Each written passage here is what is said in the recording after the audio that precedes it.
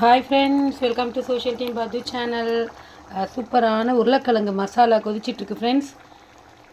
பார்த்தீங்களா, இது என்ன அப்படின்னு பார்க்குறீங்களா? வெள்ளையா வெண்ணெய் ஃப்ரெண்ட்ஸ்.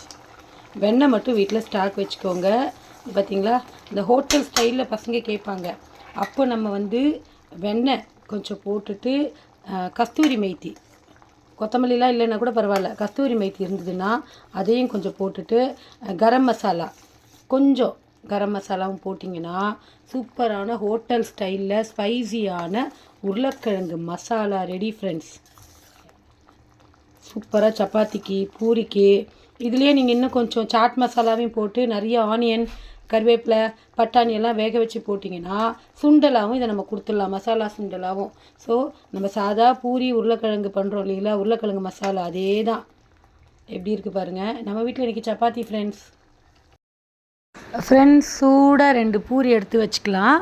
பாருங்கள், நல்லா புஃப்னு வந்தது. ரவை போட்டதுனால இன்னும் 10 நிமிஷம் வரைக்கும் அந்த புஃப்னு அப்படியே தான் இருக்கும். பார்த்திங்களா, நம்ம அதை கட் பண்ணும்போது எந்த அளவுக்கு வருது பாருங்கள். ஸ்பைசியான உருளைக்கிழங்கு மசாலாவை தொட்டுக்கிட்டு இன்றைக்கி டிஃபன் எங்கள் வீட்டில் ரெடி.